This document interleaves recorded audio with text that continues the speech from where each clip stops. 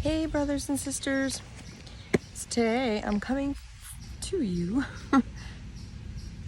from Berlin Lake in Ohio.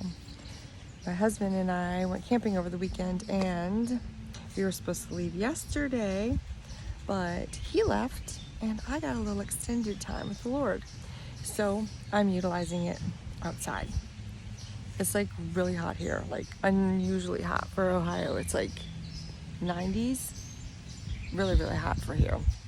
But anyways, so this morning in my prayer time with the Lord and my reading devotion time, the Lord showed me something that I never realized before, and He really put this in my heart to share this with you guys. So that's what I'm going to do today. So the title of this message, you guys can tell, is fornication just sexually?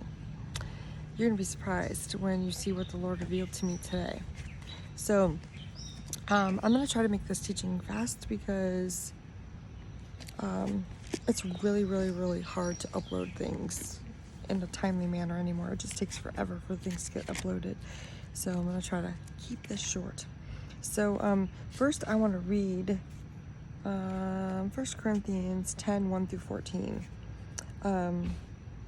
Moreover, brethren, I would not that you should be ignorant how that all of our fathers were under the cloud and passed through the sea. All were all baptized unto Moses in the cloud and in the sea, and did all eat the same spiritual meat, and did all drink the same spiritual drink. For they that drank of that spiritual rock that followed them, and that rock was Christ. That rock was Christ. Sorry, guys. But with many of them God was not well pleased, for they were overthrown in the wilderness. Now these things were our examples, to the intent that we should not lust after these evil things, as also they lusted. Neither be idolaters, as some of them were, as it was written, the people sat down to eat and drink and rose up to play. Neither let us commit fornication, as some of them committed, and fell in one day 23,000. I think I'm going to stop right here. So the Lord was having me look into fornication today, because so many people talk about fornication being a sexual thing, but the Lord showed me today it's more than sexual, much more than sexual. And I think I'm going to step on a limb here to say that I think what I'm going to speak about today, this fornication, is even worse than a sexual fornication, because it's done against the Lord. So the Lord led me to Joshua 2:1 today. And this is when Joshua was leading the children of Israel into the land of Canaan, to take the land of Canaan. Okay, so Joshua 2:1 says, And Joshua the son of Nun sent out of Shittim 2 men to spy secretly, saying, Go view the land, even Jericho. And they came, and they went into a harlot's house named Rahab. They came into a harlot's house named Rahab and lodged there.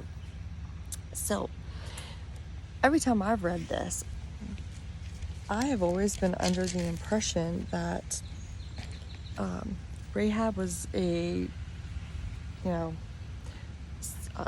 sexually impure or sexually immoral woman, but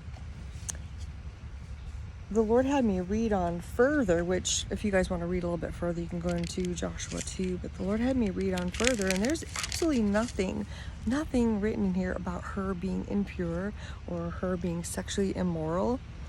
It talks about her fornication. So then the Lord sent me to Numbers 25:1, and I'm going to put all these scriptures in the description box, and I might even put more scriptures in the description box. But this is what the Lord showed me this morning. Okay, Numbers 25, starting at verse 1 through 3. And Israel abode with Shittim, and the people began to commit whoredom with the daughters of Moab. And they called the people unto the sacrifices of their gods, and the people did eat and bowed down to their gods. And Israel joined himself unto Baal Peor, and the anger of the Lord was kindled against Israel. It goes on further to say, and the Lord said unto Moses, take all the heads of the people and hang them before the Lord against the sun, that the fierce anger of the Lord may be turned away from Israel. And Moses said unto the judges of Israel, slay ye every one his men that were joined unto Baal Peor.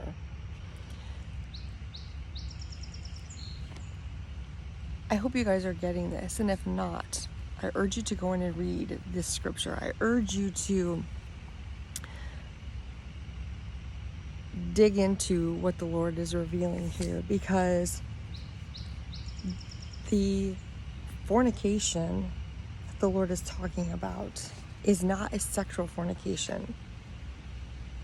This is a form of idolatry. This is, just like he said in verse 25:2 of the book of Numbers, they called the people when Israel went in to take the land of Canaan.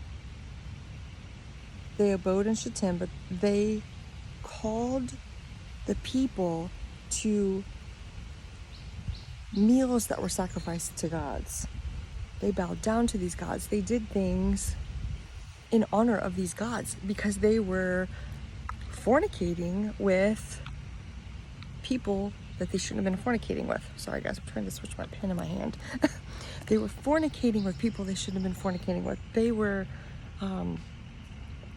doing things with people that didn't honor God. They were doing things for people that didn't honor God. And in doing so, they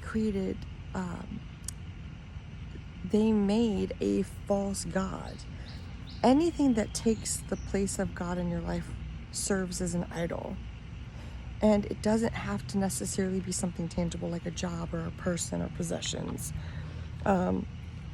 They were serving false gods with other people. So in essence, they were fornicating against God. The fornication actually wasn't a sexual fornication. It was fornicating with foreign gods, serving foreign gods, making them their idols. And that is what angered God.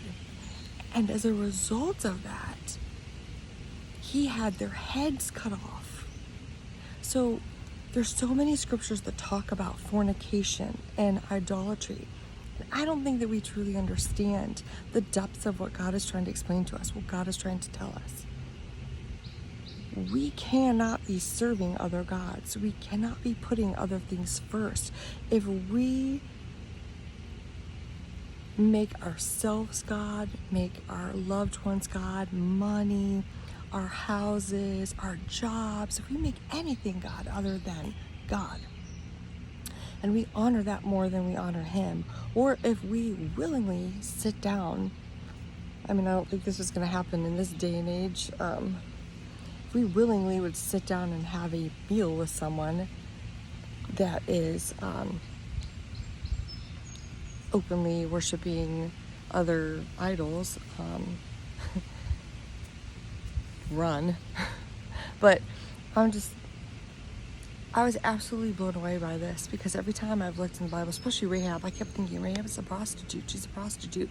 And I really urge you to dig into Rahab, to look at what she did and what is actually written about her, because she by default was a fornicator because of the land that she was in. She wasn't serving the God of Abraham, Isaac, and Jacob. She was serving the same gods that the people around her were serving. And that's why when she decided to serve God, and you can read about this, I'll put the scriptures in the description box, but you can read about this. She actually asked the two spies that were sent in by Joshua, she actually asked them to save her family, save her parents, and save her siblings. She was ready to follow and listen to God. She was ready to serve the God of Abraham, Isaac, and Jacob. And So she tied a scarlet scarf in the window to show them when they come in to take that town and kill all the people in that town. They weren't going to kill her or her family because she was going to follow God. She was no longer going to fornicate and follow the same gods that the people around her were following. So this is huge. It's just huge because it opens up fornication to being more than just sexual. So much more. So I wanted to share that with you guys this morning and just tell you that we have to be careful of what we are doing, because if we're honoring other things more than we're honoring God, or if we are being a part of the world, like Scripture says, if you love the things in the world, that's enmity with God. He's going to judge us for those things. So we cannot be following after other gods, loving other gods, doing things for other gods, even if that God is ourselves. So important that we're not doing that. So I'm going to leave you guys with this little quote that is in this book that I'm reading from Ray Comfort. It's an evangelistic book that I've been doing some studying out of. But he says, "We cannot make God acceptable to ourselves. Mankind prefers to try and to change God rather than to change his own sinful ways. It's called idolatry. Making a God in your own image." So we have to be careful we're not fornicating. So just want to share this with you guys this morning, and I pray that you would dig into the story of Rahab, actually dig into the Strong's Concordance, look up the scriptures that have fornication on there, look up the scriptures that have whoredom and harlotry, because they're not all what you think they are. I thought they were all sexual at one point. It's not just sexual. Whoredom, idolatry, harlotry, all of this is fellowshipping with things in the world that are God's.